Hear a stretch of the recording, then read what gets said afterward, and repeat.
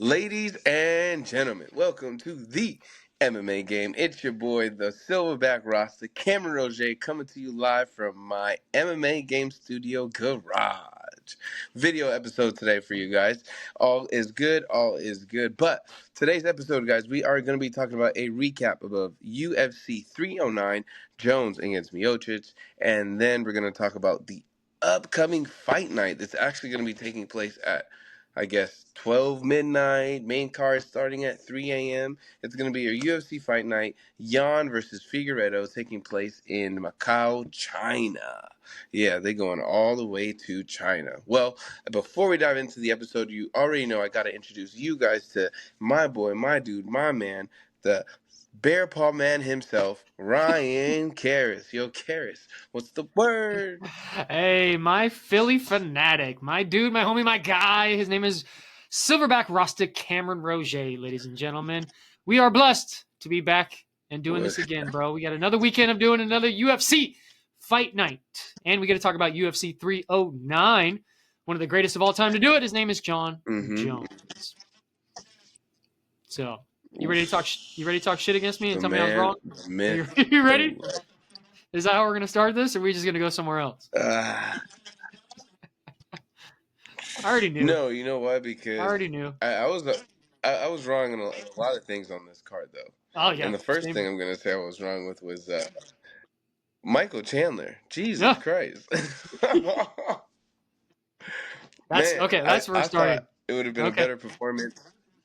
I thought it would have been a better performance. Now, look, like he came in the fifth round, obviously, and changed things up a little bit. Right. But I was really bummed. I thought he would have came out like just flying. Like you could tell there was a game plan to it, and as things went, Mike said, "Fuck the game plan. We're just gonna make it a scrap." And I feel like that's when it went downhill. Right. Yeah, and that's the way I saw it too, because I was like waiting for him to just come out of his shell. It seemed like he was just so reserved on everything that he wanted to do because he was afraid to put himself in a bad spot and not have one of those dog fights that he keeps having. And I was like, wait, this isn't the Michael Chandler that I was expecting to come out in this fight. And then in round 5, he decided to turn it up because he knew that he was about to lose.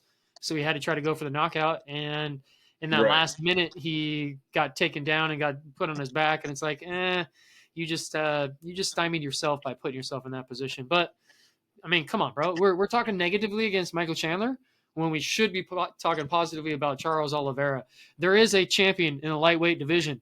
His name is Charles Oliveira.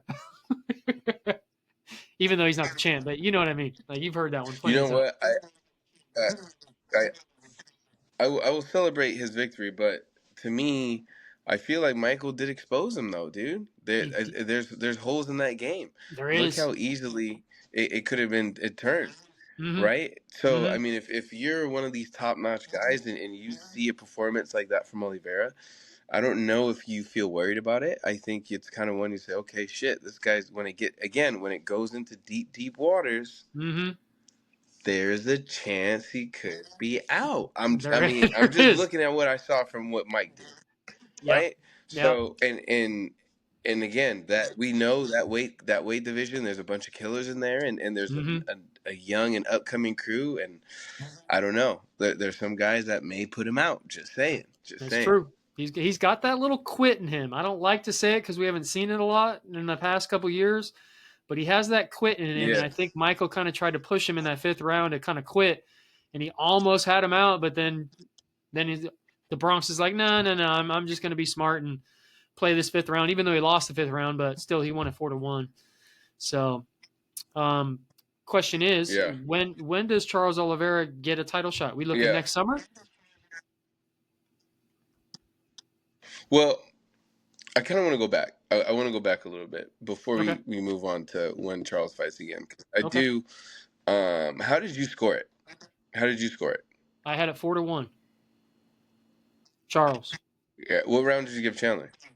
5.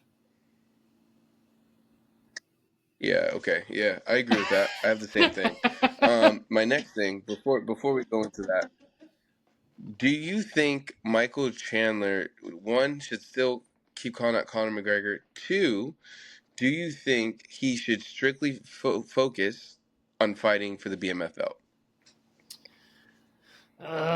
No, I don't think he should be focusing for the BMF belt because he's lost too many fights in order to be able to be within that category of the BMF. Plus, they're actually trying to talk about other people being in that, such as Conor McGregor being one of them, right, for that BMF belt. I think Michael Chandler should just be smart and keep calling out Conor McGregor until Conor McGregor comes back. If the UFC wants to throw him somebody else within the mix, it's got to be an entertaining fight. It can't just be something that's going for the belt. It's got to be something that it's going to be a scrap. It's going to be another one of those, oh, guys, this is the fight of the night. Pay attention to this fight right here, which is exactly what you said on that fight. It was fight of the night. Charles Oliveira and Michael Chandler, it was the fight of the night.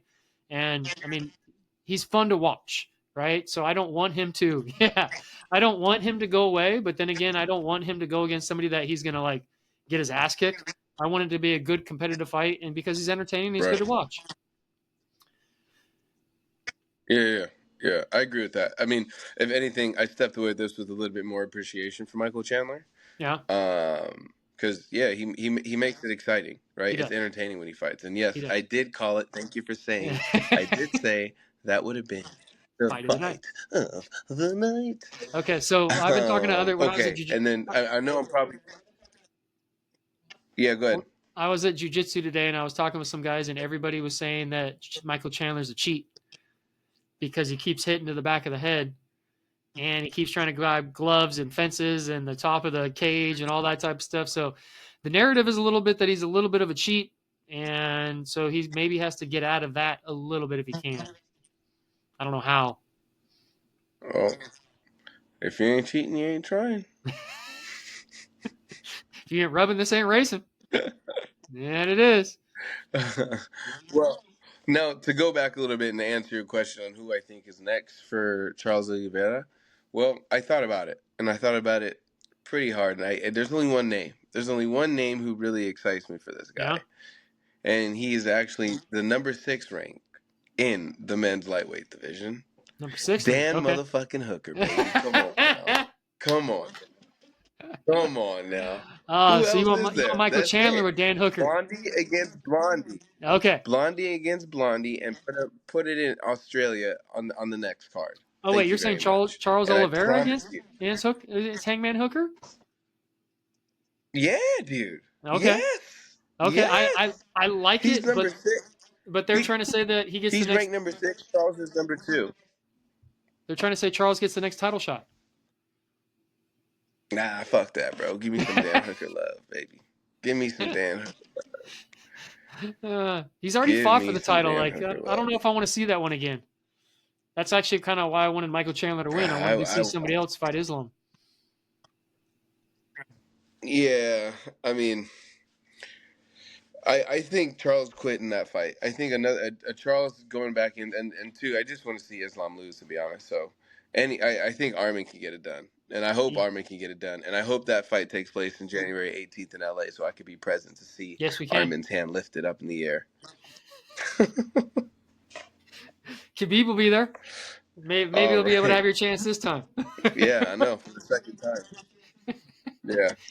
Don't worry. We're going to have that face-to-face. Yeah, he didn't look at you last time. He wasn't looking. Okay. He didn't. But getting back to UFC 309... right. Also on that main card, I'm sorry. I'm jumping. I'm probably gonna jump. I don't care. Do what you want, bro. Your card left me all over the place. I know. But it left me all over the place because there's moments when I was excited. There's moments when I was bored. There's moments when I was like, dude, I'm just gonna go do something else. Like it was very, very, very up and down. And the only time I got interested is when this next fight came on. And guess what? It fucking let me down because it was Bo Nickel against Paul Craig.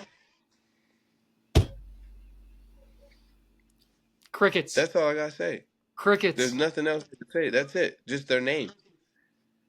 Because, bruv, Paul Craig, I know you ain't got no hands. No. Why are you trying to stand up?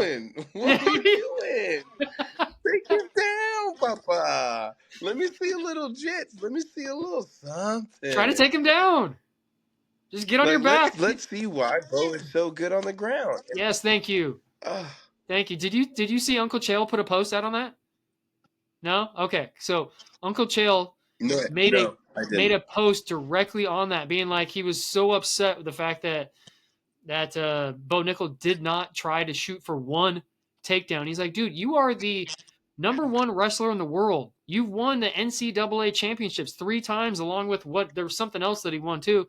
And it's like, why are you not using your hugest strength possible?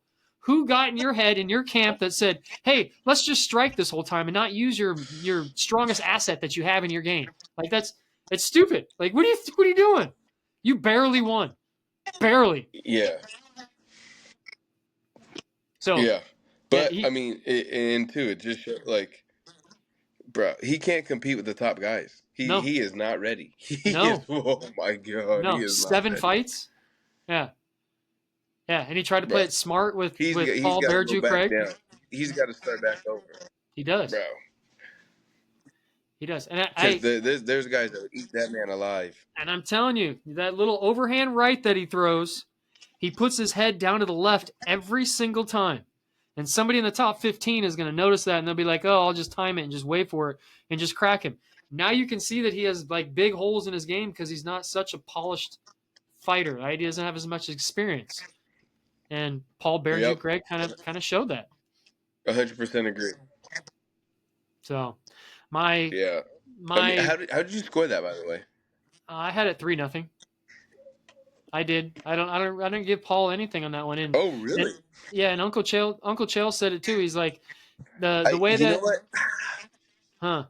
Did you have him 1 round? I gave him the first round. Oh, you gave Bearju first round. Okay. Yeah, I did. I'm okay with I gave that, him but the I'm first just round. so I think that I thought it was tough. I thought it was tough to score overall, but I just yes, felt like Paul, like he just did a little bit something extra on the in feet round for me. 1. And for Bo, like, yeah, and Bo's very big, very big explosive movements, and I just felt Yes. like when he got the reaction of what a big punch should get, to where I thought Craig's was more efficient, and it was Mhm. maybe throwing off Nickel just a little bit, and that's Yeah. why I gave him the first. Okay. Okay. And I But agree with yeah. Uncle Chael said that if Paul Bearju Craig had thrown maybe 2, 3, 4, 5 more punches and landed, he could have won each round and potentially won the entire fight. Mm-hmm. I was like, I agree with that. I agreed with that one, being like, Mm. yeah, it was that close that potentially if Bearju decided to do just a little bit more, he might have been able to sneak that one out. But you never know with these judges; they Yeah. could be cheating and want Bo Nickel to move forward. Who knows? Yeah. True. Very true. Very true. Let's see. Well, I guess we could talk about the last fight. John Jones against Stipe Miocic. Stevie, Stevie. Man, nervous. I Yeah, Stipe. Dude, I was real nervous for this fight, to be honest, bro. Just in I general, was or for very one nervous. specific fighter? But then, yeah, just because I was like, dude, we could be seeing the end of John Jones, Yeah, or we could be seeing a tragic murder scene. And I think we got the second option. We saw a we did. tragic murder scene at the end of We the day did. because John Jones picked Stipe apart, Apart. Yes. round by round, elbow by elbow, punch Second by by second. punch. Like, this is the first time I've ever seen John's hands. John's hands look heavy. Like, Yeah. what the fuck? Right. John got heavy hands? Where'd that come from? Like And then to cap it all off, yeah, the wrestling was pretty cool. Like, seeing that like little that extension, little that inside like little trip, brief moment they had. But right? then I mean, what really killed it was that spinning kick, bro. Oh, I think everybody's probably said it now on all streaming sites and everything. Like, a heavyweight that's able to do something like that in a very small window of the body, mm-hmm. in that exact precise spot, Yeah. bro. Like, And he John knew that he was doing it is on that by side far too. the best. 100, dude. He's the best like martial artist we're ever gonna see in our lifetime. We are. It's true. Like, fuck, bro. I don't want to agree with Dana White on this one By because the like best. I'm not a huge fan of John Jones. I'm just not. When it comes to his fighting, like I'm watching you every single time. But Dana kind of said it perfectly. It's like, dude, he dismantled him. He picked him apart piece by piece, and he's such a smart, intelligent fighter that he's levels and levels and levels above everybody else by just the intelligence. He's punching you in the face, he's kicking you in the stomach, he's kicking you in his leg, he's throwing spins, he's like doing the T kick right up the middle, he's throwing elbows as he's in close, he's taking you down and grounding, pounding you like holy shit, like he's insane, right? And yeah, Now, he's a specimen, man. He is a specimen. do you want me to ask you, or are you just gonna come out and say it? Well, go ahead. Does he fight Tom Aspinall?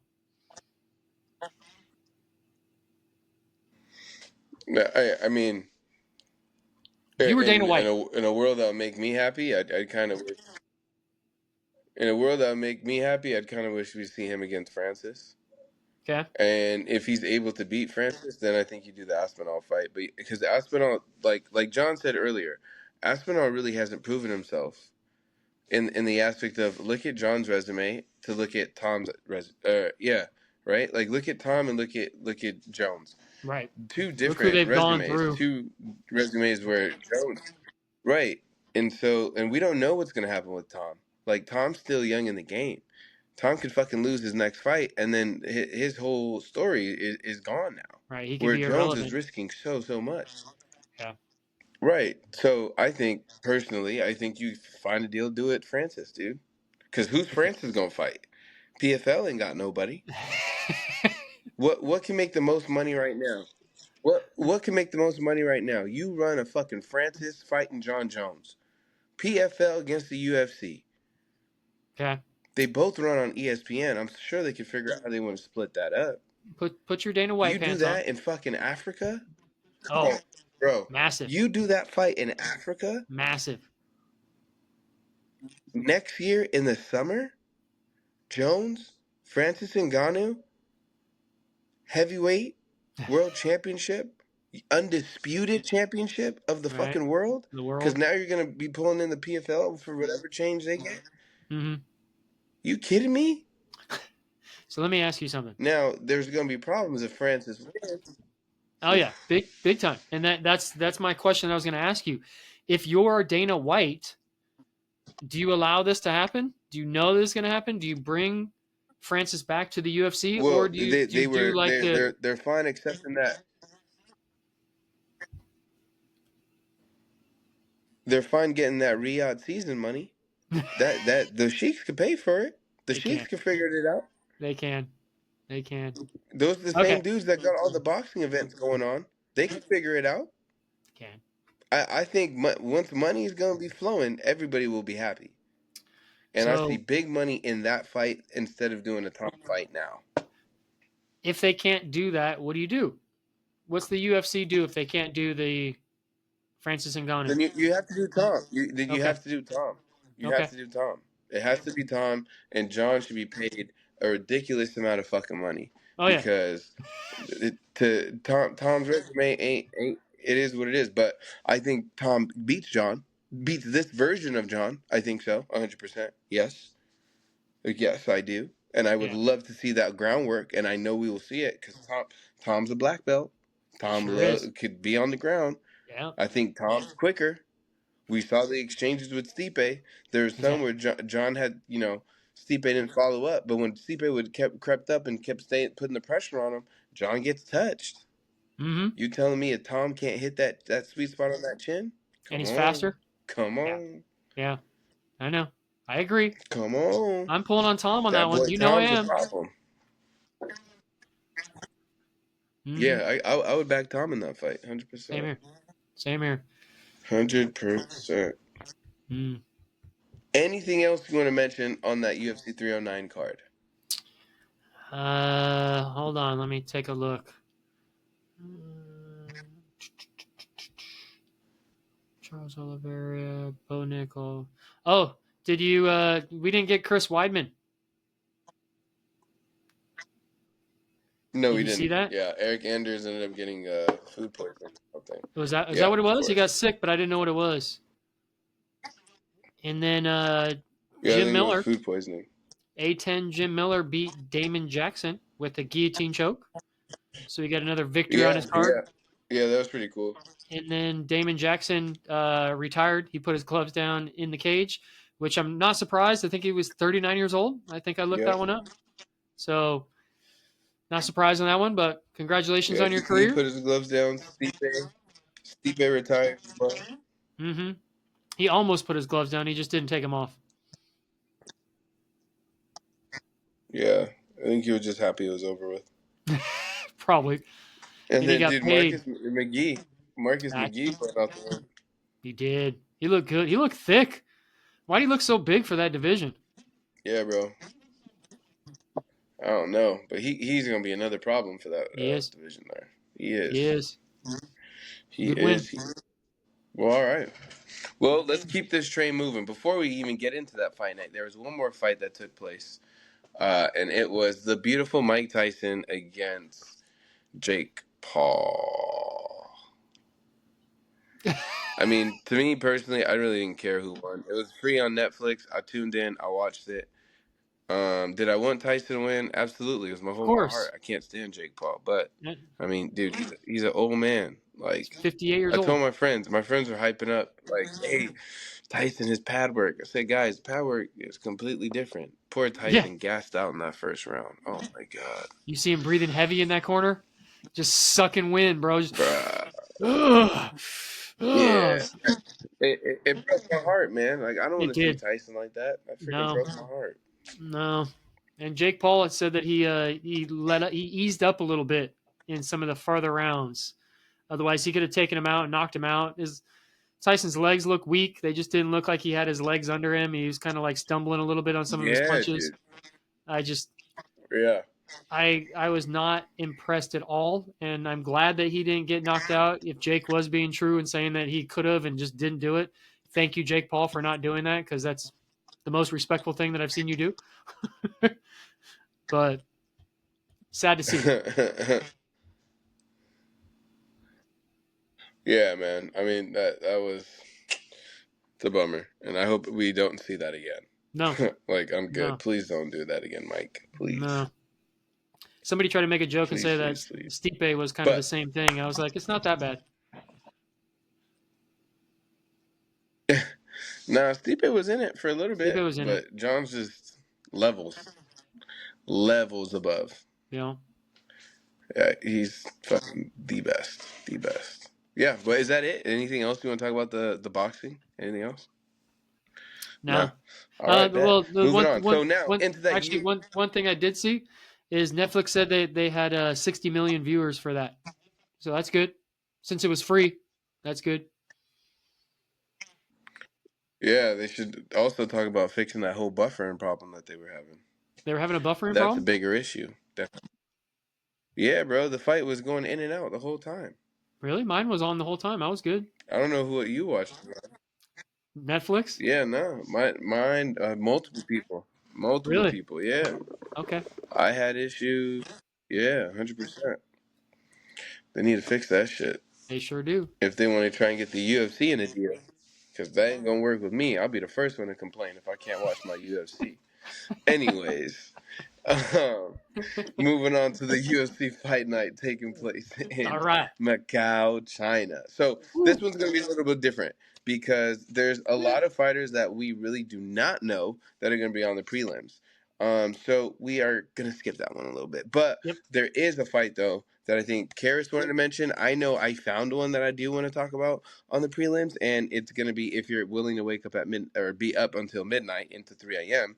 I think you guys should check out the Loner Kavanaugh against Jose Ochoa, both undefeated fighters. Ooh. Loner was actually on Dana White's Contender Series. So tap into that. Should be a good one. We shall see. Cariss, which ones do you want to talk about in the We prelims? shall see. Or one, whatever. Actually, I think it's probably the one right after that, which is I don't even know how to say it. I can't even say the dude's name. Niam Jargul, Tumen Oh, try. Demburl. I just tried. Okay. Versus Carlos Hernandez. And the reason why I'm saying that is because Niam Jargul is undefeated. So we got another undefeated fighter, just like Loner Kavanaugh. So we got 2 fights in a row where they're undefeated fighters. And so we can see what happens with that. See if he loses his Mm-hmm. donut. See if he loses his zero, his bagel, whatever it is. Okay. All right. Perfect. Mm-hmm. Mm-hmm. So moving now into that main card. Again, this one is kicking off at 3 a.m. when the party really gets going. So that is going to start off with in the men's light heavyweight division. We're going to have Volkan Ozdemir against my guy, my dude who I told you guys about, my dude who's fighting again, my guy from New Zealand, Carlos Ulberg. Hey! You skipped the fight. I don't know if you saw that one. Did you see the Zhang Mingyang and Ozzy Diaz? Yeah, I'm more interested in this one first. Sorry. I'm good with that because I don't have stats on the other one. I only have stats on the one that you just said, right? Perfect. We'll do the ones. We'll do the juicy. We'll do this. We'll do the juicy fights first, and then we'll mention the fights that we did not have any information on, or the Okay, ones that we don't think are they going to be that juicy. that How's works. that? That works. Those four fights that we want you guys to watch, besides the one we said on the prelims, and this is one of them in the light heavyweight division of 205 pounds from Switzerland. UFC's number 8th ranked light heavyweight in the world, Volkan. No time Ozdemir is the underdog in this fight at plus 225. He is Okay, yeah. 35 years old, stands at 6'2", and his fighting style is a striker. He has a professional record of 20 victories and 7 defeats, 13 wins by KO, 1 win by submission, and 14 first-round finishes. He has 14 UFC fights, 8 victories and 6 defeats, currently coming off a TKO victory over Johnny Animal Style Walker back in June of 2024. I think we were at that one. Yeah, I think we were. From New Zealand, UFC's number 10th ranked light heavyweight in the world, Carlos Blackjack Ulberg, is the favorite in this fight at negative 270. Yes, sir. He is 34 years old, stands at 6'4", and his fighting style is a kickboxer. He has a professional record of 11 victories and 1 defeat, 7 wins by KO, 2 wins by submission, and 6 first-round finishes. He has 7 UFC fights, 6 victories, and 1 defeat. He is currently on a 6-fight winning streak, meaning his first loss ever in his career was his first fight within the UFC. Yes, it was. He is currently coming off of a KO victory over Alonzo Menefield back in May of 2024. Yes, ladies and gentlemen, we are going for the Black Jag Carlos Ulberg on this one. I just want to see a good banging fight. He's going to finish it in round number 1 with a KO. TKO, round number 1, 3 minutes in, game over. Done. Sound good? Lights out. Lights out. Yes, it definitely does. Carlos is definitely getting that done. Mm-hmm.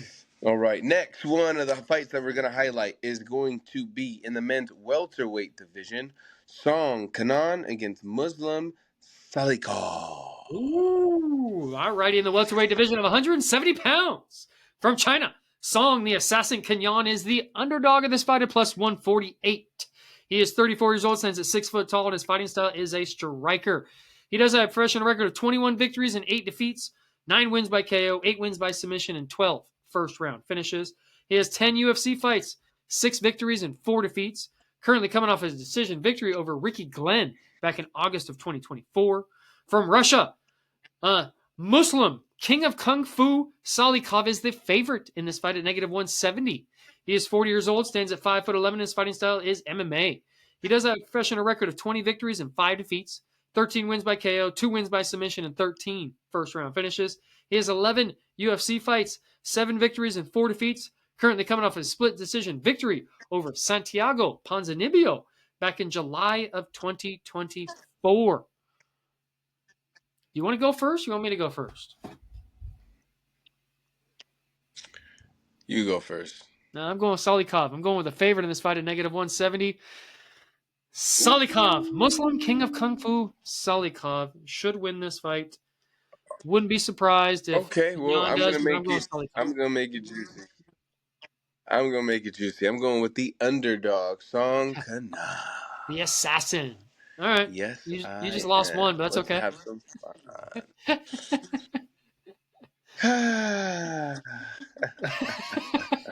I love when I'm gonna send you that I told you so text. Yeah, I told you. Like I always do every single weekend. Moving on into the co-main event of the morning. You are gonna have in the women's strawweight division, Xiaonan against Tabatha Ricci. You already know who I'm going with. Tabatha Ricci all day. Yep. Done.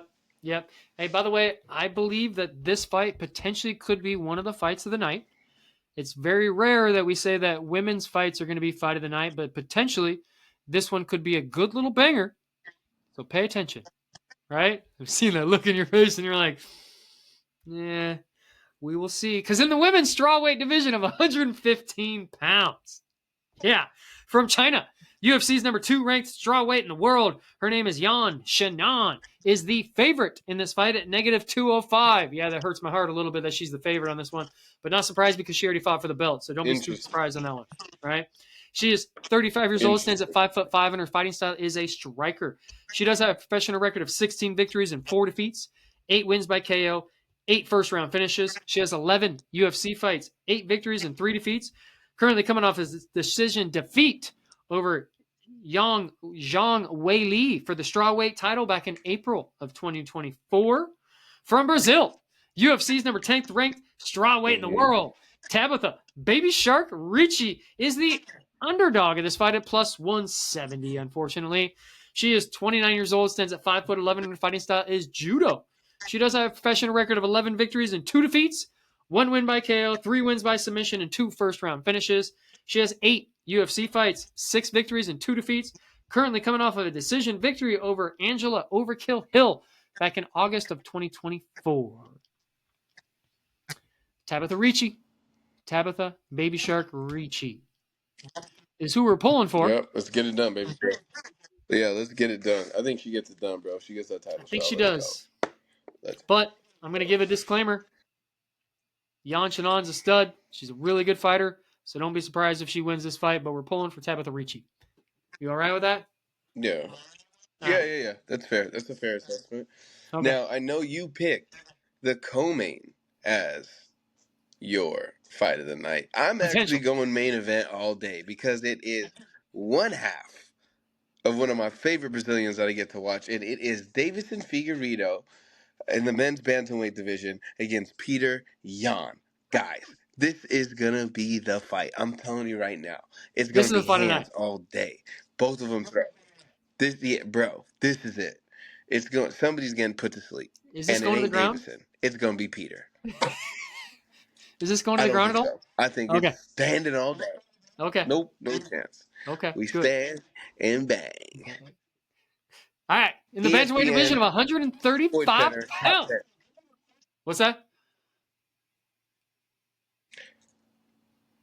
I said ESPN Sports Center top 10 knockout. Ooh. That's what's going on. Okay. From Russia, UFC's number 3 ranked bantamweight in the world, Petr No Mercy Yan is the favorite in this fight at negative 270. He is 31 years old, stands at 5'7", and his fighting style is a boxer. Yeah.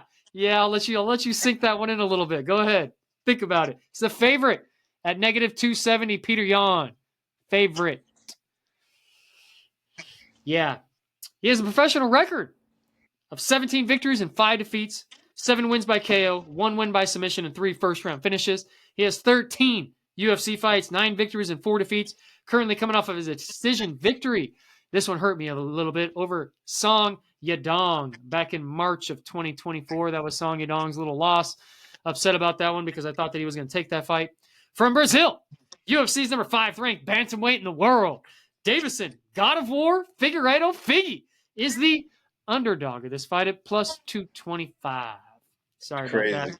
Yeah, no, this should be a pick'em. This is a straight up negative 110 for both of them, I think. Like, this is a pick'em fight. But we got plus 225 for Figgy. All right.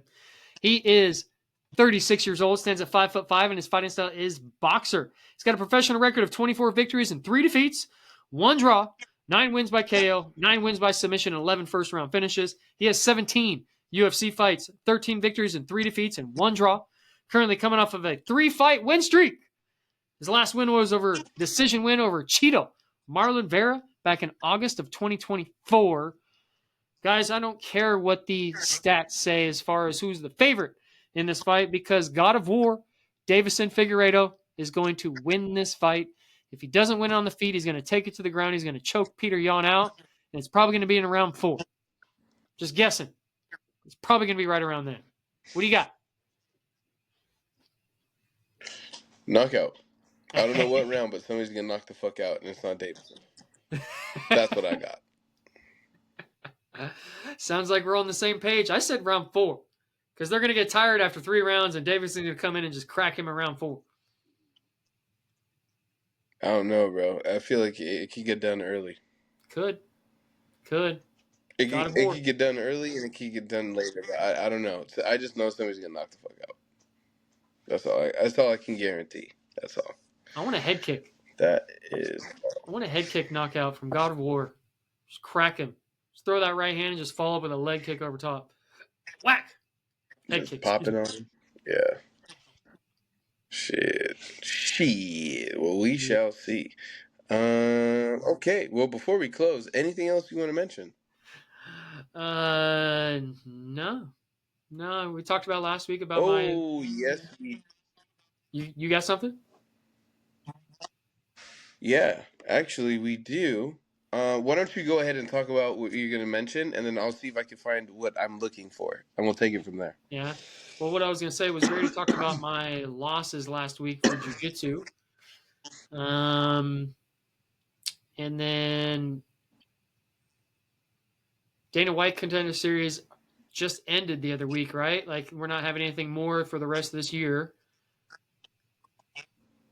Correct. I think something got for December time. Wasn't there a fight that was mentioned, or is that where you're going?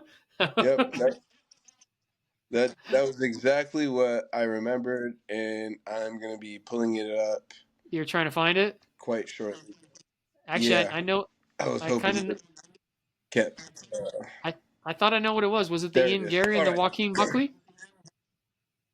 All right, now I got it. So yes, Ian Gary has now stepped away from fighting Joaquin Buckley. Oh, who cares? Because now he's fighting in a fight which I'm even more excited about: Shavkat Rakhmonov against Ian Gary, and that will be the #1 contenders for Belal Muhammad. I think that's the perfect fight. Perfect fight to make. That is UFC 310 in Las Vegas. I'm extremely, extremely, extremely excited for that fight. Right. Because I think the world is going to see how good Ian Machado is. And also, you have 2 undefeated fighters coming against each other. High class. This is going to be very high level. So very high level. You see what you said there was kind of incorrect. A little bit. Because the world's going to see how good Shavkat Rakhmonov is. Beating up Ian, that dude. Beating up that guy. And taking his bagel, taking his donut, and laughing at him while he does it. We're going to be on the opposite sides of the ring. You keep hating on the guy, but the guy's just going to... You keep hating on the guy, but the guy's just going to keep winning because that's just what he does. Kid, remember you saying that last time he fought? And what happened? What happened? Oh, doesn't mean I have to like him. I told you so. Also, we had, unfortunately, I don't know what's going on with this guy. I hope everything's okay. But Nick Diaz obviously is off the fight. That was the other one. Okay, so that's not. Yeah. I think it has anything to do with him. All I'm going to say on that is I hope Nick is in a good place. Yeah. Considering we talked about that video that he did that he was on the other day where he's lighting that thing on fire in the bushes, and you're like, wait, what are you doing? Wow. So, and they didn't disclose why he was out of the fight. They just said, oh, he's not fighting. They didn't say injury. They didn't say he pulled out. They didn't give a reason why. Also, since whatchamacallit, Ian Gary pulled out, Joaquin Buckley is fighting Colby Covington, and I'm excited for that fight. I think that's going to be a good one. That's going to be a good one. And where's that December 17th at? Buckley all fucking. That is going to be. Oh, that's a good question. Let me see if I got it. Well, it'll be on ESPN. How's that?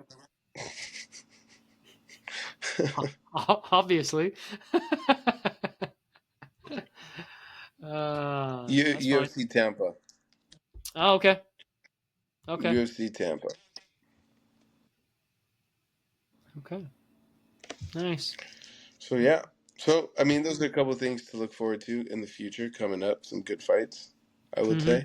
Mm-hmm. And UFC 310 is coming up. Yeah. It's slowly pulling up for me. December 7th.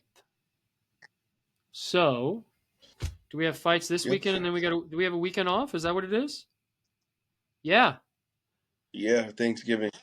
that's what it is. Yeah, so we have fights this weekend, the Jan and the Figueiredo. Then we got a week off. And then after the week off, that's when we have the UFC 310 on December 7th. Holy shit, bro. We're Mm-hmm. already in December. Oh, my Lord. Yep, it is here. Christmas. December is here. Christmas. Yep. And it's getting closer to playing Santa. Well, before I got to exit off and play Santa, let me just say thank you guys for tuning in. Thanks for checking out the MMA game. Continue to check us out. Give us some views. Also, like and subscribe, guys. If you have any questions that you want us to answer, please make sure you guys fire away in the comments. Hit us up on the DMs, on the gram. We bring this show live to you because we love doing it. MMA game is out. See you in China at 3 a.m.